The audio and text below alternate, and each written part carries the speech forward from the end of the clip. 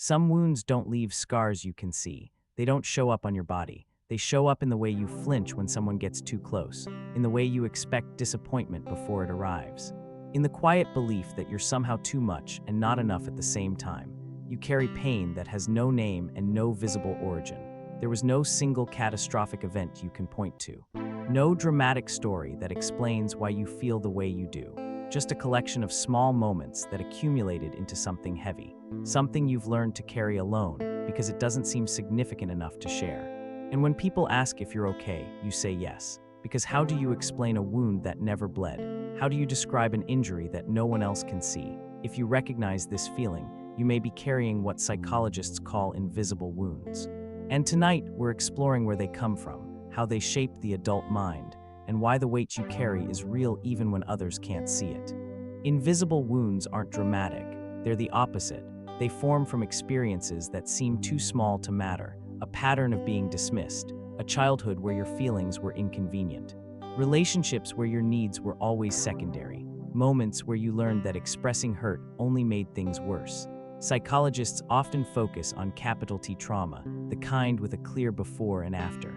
But invisible wounds come from lowercase-t trauma, the kind that doesn't have a single story, the kind that happens slowly, repeatedly, quietly, until one day you realize you've been shaped by things you can barely remember but can't seem to forget. These wounds form not from what happened, but from what didn't happen, the comfort that didn't come, the validation that wasn't offered, the safety that never fully settled. Your nervous system adapted to an environment where emotional nourishment was scarce.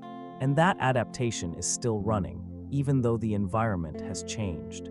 Here's what makes invisible wounds so confusing. They don't require abuse. They don't need a villain. They can form in ordinary families where no one meant harm, where parents were present but emotionally unavailable, where love existed but attunement didn't. Attachment research shows us that children need more than physical care. They need emotional responsiveness. When a child's feelings are consistently met with indifference, minimization, or dismissal, the nervous system learns a painful lesson. It learns that emotional needs are burdensome, that vulnerability is unsafe, that the inner world is something to hide. And because there's no single traumatic event, you may have spent years wondering why you struggle with things others find easy, why intimacy feels dangerous, why success feels hollow, why you can't shake the sense that something is fundamentally wrong with you. The wound is real, the pain is valid, but without a clear origin story, it's easy to conclude that the problem is you. So you learn to protect yourself, not consciously, not with a plan, but your nervous system made adjustments. You became hypervigilant, scanning for signs that you were too much or not enough.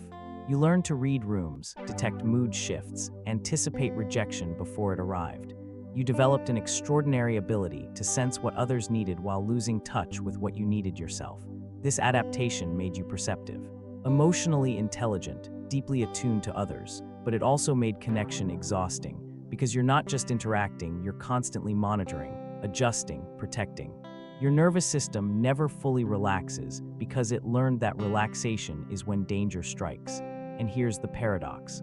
The same sensitivity that helps you understand others makes it difficult for you to trust them. You notice every microexpression, every slight shift in tone, every hesitation, and your mind, trained to expect emotional abandonment, interprets ambiguity as rejection. Safety feels temporary, connection feels conditional, and you prepare for loss even in moments of closeness. One of the cruelest aspects of invisible wounds is that they're hard to validate, even to yourself. You look at your life and see no obvious trauma. Your childhood wasn't perfect, but it wasn't terrible. Nothing happened that would make a therapist gasp, so you dismiss your pain. You tell yourself you're being dramatic, that others had it worse, that you should be over it by now. But invisible wounds don't heal through comparison. They don't disappear because someone else suffered more visibly. The nervous system doesn't care about the narrative. It only knows what it experienced. And if what you experienced was chronic emotional scarcity, dismissal, or unpredictability, your body carries that information whether or not the story sounds significant. This is why so many people with invisible wounds struggle with self-compassion. You can extend empathy to others easily. You can recognize their pain, validate their struggles, hold space for their experiences. But when it comes to your own hurt, you minimize it. You think it wasn't that bad.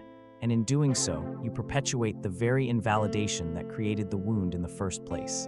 These wounds don't announce themselves. They show up in patterns, in the way you apologize for existing, in the difficulty you have accepting compliments, in the exhaustion that comes from people-pleasing, in the walls you build to protect yourself from closeness you desperately want. You might find yourself testing relationships, pushing people away to see if they'll stay. Not because you're sabotaging, but because your nervous system needs proof that this time is different. You might struggle with boundaries, saying yes when you mean no, because disappointing others feels more dangerous than betraying yourself. You might downplay your achievements, deflect praise, make yourself small because visibility once felt unsafe. And perhaps most painfully, you might feel lonely even when surrounded by people. Not because you're actually alone, but because the deepest part of you doesn't believe you can be fully seen and still be safe. So you show up, but not completely. You connect, but not deeply. You're present, but protected. And that distance, that self-preservation, creates the very isolation you're trying to avoid. Here's what people don't understand about invisible wounds. They assume that because there's no visible injury, there's no real pain. That because you function, you must be fine. That because you smile, you must be healed. But functioning isn't the same as healing. You've learned to carry your wounds so skillfully that no one notices the weight. You've developed such effective coping mechanisms that your struggle looks like strength. And while that resilience is real, it's also exhausting, because you're not just living your life, you're managing an invisible injury every single day. The hypervigilance that keeps you safe also keeps you tired. The independence that feels like strength is sometimes just the belief that no one will show up anyway. The emotional intelligence that makes you valuable to others is often the result of scanning for danger since childhood. These aren't just personality traits, they're adaptations to emotional scarcity. And adaptations, even successful ones, come at a cost. Here's what changes everything. Your invisible wounds are not evidence that you're broken. They're evidence that you're intelligent. Your nervous system responded to its environment exactly as it was designed to. It detected patterns, made predictions, developed strategies to maximize safety and minimize harm. The problem was never you. The problem was an environment that couldn't meet your emotional needs. You are not too sensitive.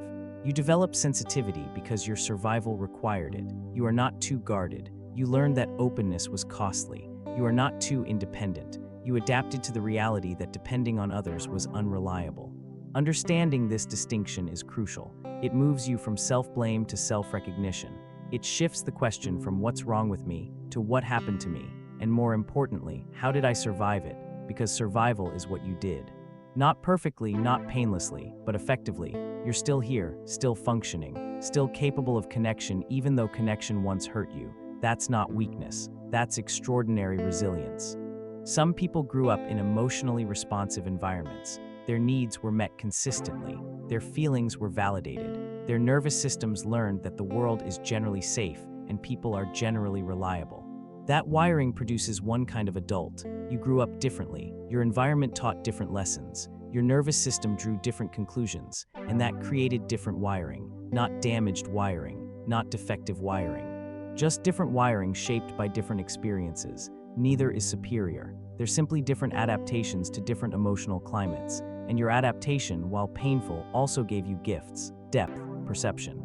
Emotional intelligence, the capacity to hold complexity, the ability to survive in scarcity. These aren't consolation prizes. They're real strengths that emerged from real struggle. If you carry invisible wounds, know this. Your pain doesn't need to be visible to be valid. Your hurt doesn't need a dramatic origin story to be real. And you don't need to have suffered more than others to deserve compassion, especially from yourself. The weight you carry is real even when no one else can see it. The scars you have are real even though they don't show on your skin. And the survival strategies you developed are evidence of your intelligence, not your brokenness. You adapted to emotional scarcity. You learned to protect yourself in an environment that felt unpredictable or unsafe.